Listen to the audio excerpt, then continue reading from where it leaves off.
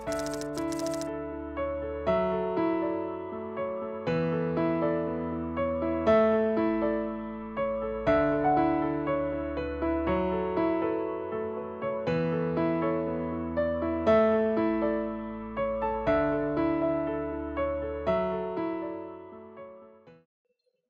আমরা দেখব রাসায়নিক বিক্রিয়া ও রাসায়নিক সমীকরণের মধ্যে সম্পর্ক কি। আমাদের পৃথিবীতে প্রতিনিয়ত অসংখ্য রাসায়নিক বিক্রিয়া ঘটছে এবং তা আমাদের জীবনে অনেক প্রভাব ফেলে। রাসায়নিক বিক্রিয়ার লিখিত রূপ হলো রাসায়নিক সমীকরণ। একটি রাসায়নিক বিক্রিয়াকে লিখিত রূপ দেওয়ার জন্য অর্থাৎ রাসায়নিক সমীকরণ প্রকাশের জন্য কিছু ম্যান্ডেটরি রুল ফলো করতে হয় এবং তা হলো অবশ্যই আমাদের রাসায়নিক বিক্রিয়ার বিক্রিয়ক যারা অর্থাৎ যারা বিক্রিয়া করবে তাদেরকে বাম পাশে লিখতে হবে এবং বিক্রিয়ার ফলে যা তৈরি হবে যে বা যারা তাদেরকে আমাদের ডান পাশে লিখতে হবে। বিক্রিয়ক এবং উৎপাদের মধ্যে এই সম্পর্কটা দেখার জন্য এদের মাঝখানে তীর চিহ্ন বা সমান চিহ্ন ব্যবহার করা হয়।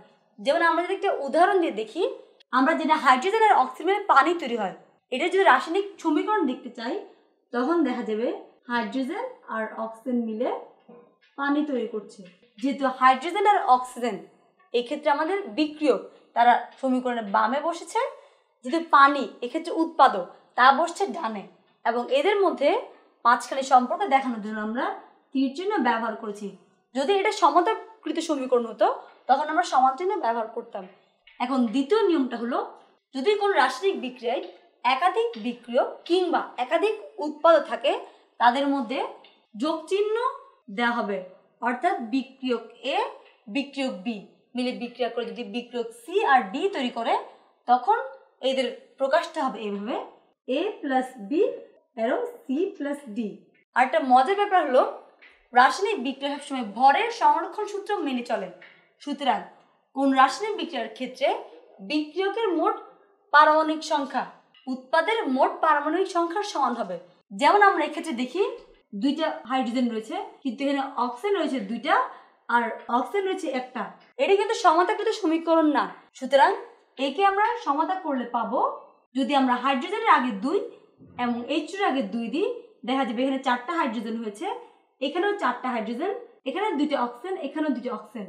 অর্থাৎ এটা হলো আসল রাসায়নিক সমীকরণ, যে ক্ষেত্রে বিক্রিয়কের মোট পারমাণবিক সংখ্যা উৎপাদের মোট পারমাণবিক সংখ্যার সমান।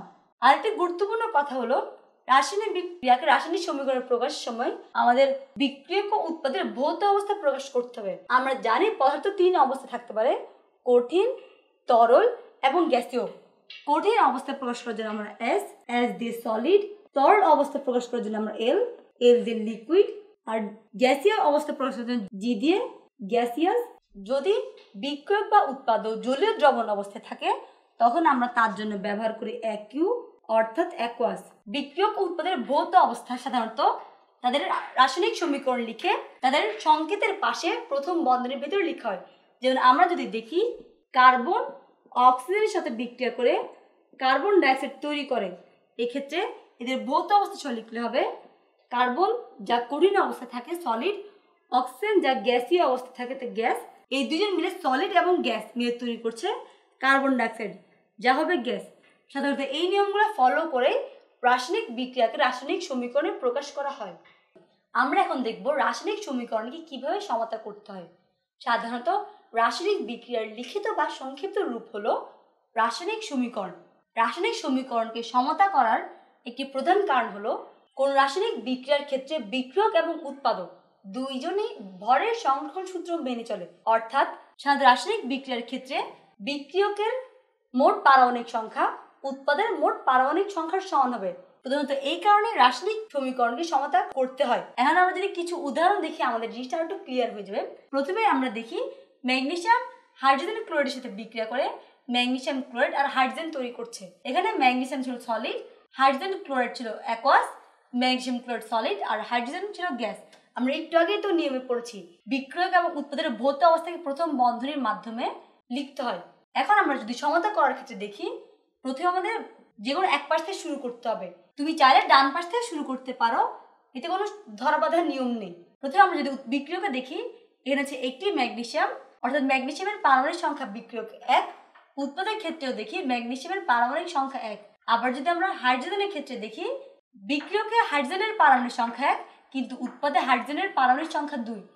অর্থাৎ আমরা যদি HCl কে 2 দিয়ে গুণ করি তখন হাইড্রোজেনের বিক্রিয়কের পারমাণবিক সংখ্যা এবং উৎপাদে হাইড্রোজেনের পারমাণবিক সংখ্যা সমান হয়। তেমনি হবে যদি এখন ক্লোরিন আমার হয়ে গিয়েছে বিক্রিয়র ক্ষেত্রে 2টা, উৎপাদের ক্ষেত্রেও 2টা, অর্থাৎ Mg + 2HCl = MgCl2 + H2। এটাই হলো এই সমীকরণের সমতাকৃত রূপ। এখন আমরা যদি আরেকটা বিক্রিয়া দেখি, অ্যালুমিনিয়াম অক্সাইড হাইড্রোক্লোরিক অ্যাসিডের সাথে বিক্রিয়া করে অ্যালুমিনিয়াম ক্লোরাইড ও পানি তৈরি করছে। অ্যালুমিনিয়াম অক্সাইডের ভৌত অবস্থা হলো solid, hydrochloric acid aqueous, aluminium chloride solid আর পানি হচ্ছে লিকুইড। এটা একটু লেংদি বিক্রিয়া যদি সমতা করতে চাই। এখন আমাদের প্রথমে দেখতে হবে বিক্রিয়র ক্ষেত্রে অ্যালুমিনিয়াম আছে 2টা কিন্তু উৎপাদে 1টা। সুতরাং আমরা যদি LLCH কে 2 দিয়ে গুণ করি তাহলে আমার বিক্রিয়কে অ্যালুমিনিয়ামের পারমাণবিক সংখ্যা উৎপাদের অ্যালুমিনিয়ামের পারমাণবিক সংখ্যার সমান হচ্ছে। কিন্তু আবার দেখা যায় এখানে অক্সিজেন আছে 3টা আর এখানে আছে 1টা। সুতরাং সেক্ষেত্রে আমার যদি আমি এখানে H2 কে 3 দিয়ে গুণ করি, বিক্রিয়কের ক্ষেত্রে অক্সিজেনের পারমাণবিক সংখ্যা উৎপাদের ক্ষেত্রে পারমাণবিক সংখ্যার সমান হয়। কিন্তু আবার দেখা যাবে যদি এটা 3 দিয়ে গুণ করার কারণে উৎপাদে যেখানে হাইড্রোজেনের পারমাণবিক সংখ্যা হয়ে গেছে 6, এটা এসছে 3 গুণ 2 6, কিন্তু বিক্রিয়কে হাইড্রোজেনের পারমাণবিক সংখ্যা হলো 1। সুতরাং HCl কে আমরা 6 দিয়ে গুণ করতে হবে হাইড্রোজেনের পারমাণবিক সংখ্যার সমতা করার জন্য। আবার দেখা যায় HCl কে 6 দিয়ে গুণ করার কারণে বিক্রিয়কে ক্লোরিনের পারমাণবিক সংখ্যা যেখানে হয়ে গিয়েছে 6, আর উৎপাদের ক্ষেত্রে ক্লোরিনের পারমাণবিক সংখ্যা হচ্ছে 2 গুণ 3 সমান 6। অর্থাৎ এই সমীকরণটি হলো অ্যালুমিনিয়াম অক্সাইডের সাথে HCl এর রাসায়নিক বিক্রিয়ার সমতাকৃত রূপ, যা Al2O3 + 6HCl = 2Al2O3 + 3H2O। আমরা যদি আরেকটা রাসায়নিক বিক্রিয়া দেখি, ম্যাগনেসিয়াম নাইট্রেট থেকে ম্যাগনেসিয়াম অক্সাইড, নাইট্রোজেন ডাইঅক্সাইড আর অক্সিজেন তৈরি হচ্ছে। মানে এই ত্রিভুজের মতো চিহ্নটা বা যেটা আমরা ডেল বলে চিনি, যা দিয়ে প্রকাশ করা হয় সাধারণত হিট। অর্থাৎ ম্যাগনেসিয়াম নাইট্রেটকে যদি তাপ প্রয়োগ করি তখন তা থেকে এই 3টি উৎপাদক তৈরি হবে। এখন আমরা যদি সমতা করতে চাই প্রথমে দেখতে হবে এখানে আছে একটি ম্যাগনেসিয়াম, এখানে একটি ম্যাগনেসিয়াম, সুতরাং এতে আমাদের কোনো সমস্যা নেই।